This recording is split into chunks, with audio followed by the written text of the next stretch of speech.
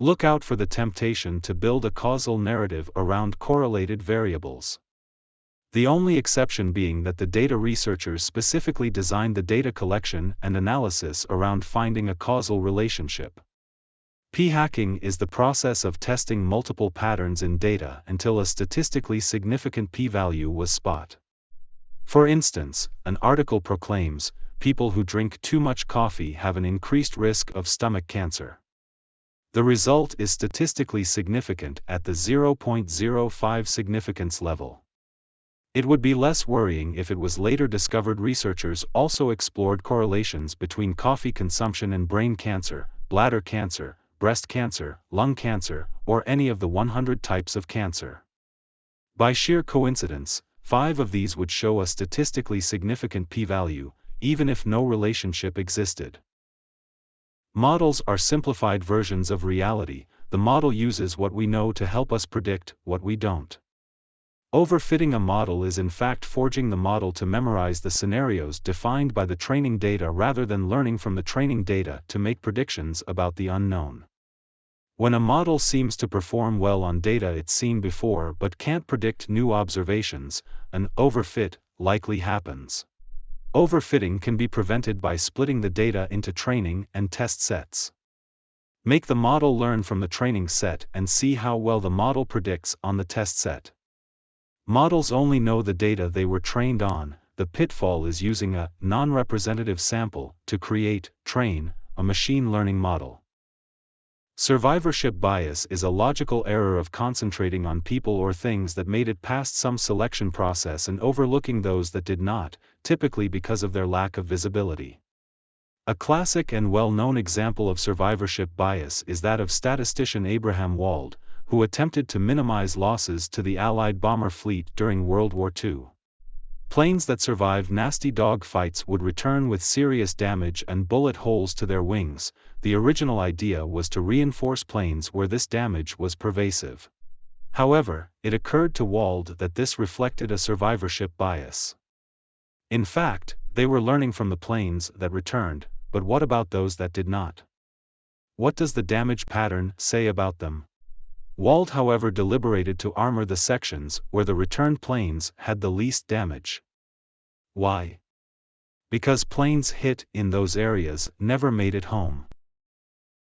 An investment company launches dozens of mutual funds the same year, each containing a random assortment of stocks.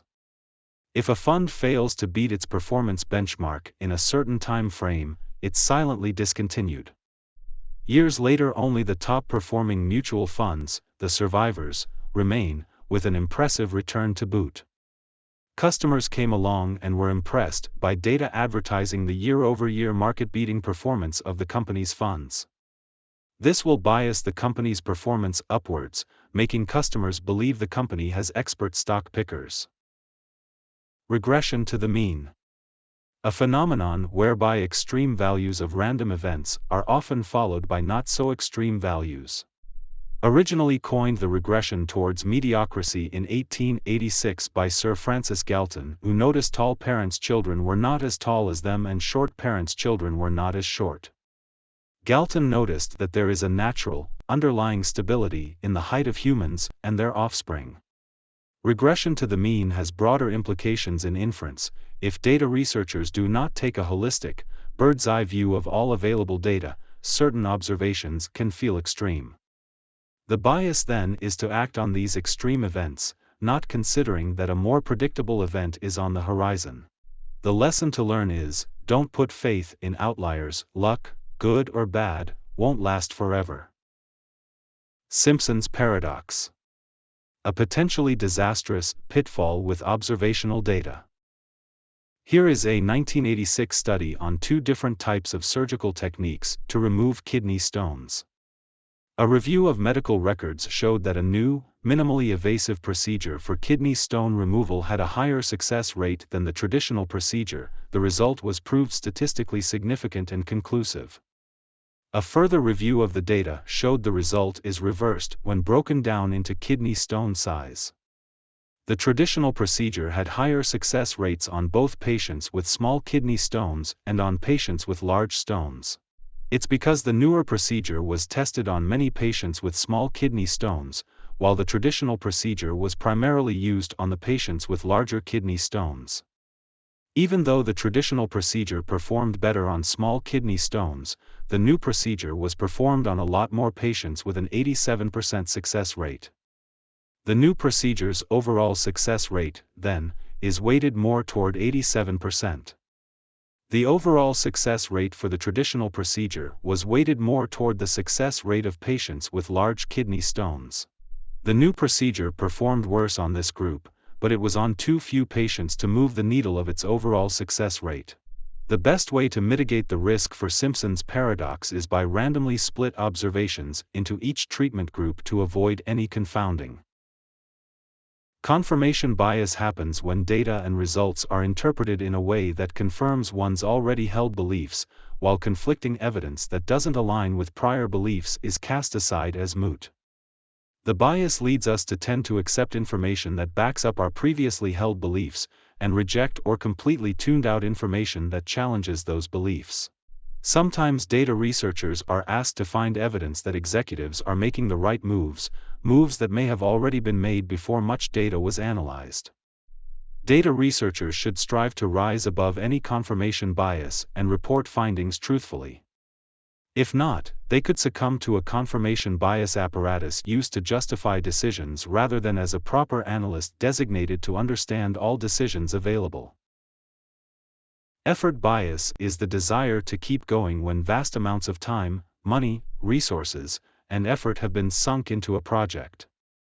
Sometimes company would rather the data researchers deliver something, anything, given the time, effort, and attention already paid. Algorithmic bias. If the training dataset included records skewed toward a particular feature, every algorithm would detect and exploit this relationship and give a greater weight of predictions biased toward that feature. Be advised, no model's predictions represent the final truth, all results are products of assumptions. Data researchers must operate as if all observational data has bias baked in, because it does. Uncategorized bias. Look out for pitfalls that have no category. If you look only for specific types of bias or logical fallacies, you might miss other biases that aren't as prominent if only because we have not defined them as a society, but it doesn't mean such pitfalls aren't there. Response bias refers to the tendency to provide inaccurate, or even false, answers to self-report questions, such as those asked on surveys or in structured interviews. Researchers who rely on participant self-report methods for data collection are faced with the challenge of structuring questionnaires in a way that increases the likelihood of respondents answering honestly. When this bias occurs, we come up with an answer based on external factors, such as societal norms or what we think the researcher wants to hear.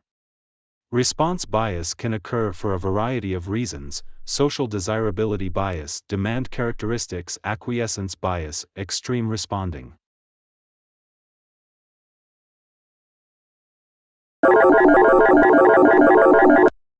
A news headline. 75% of Americans believe UFOs exist.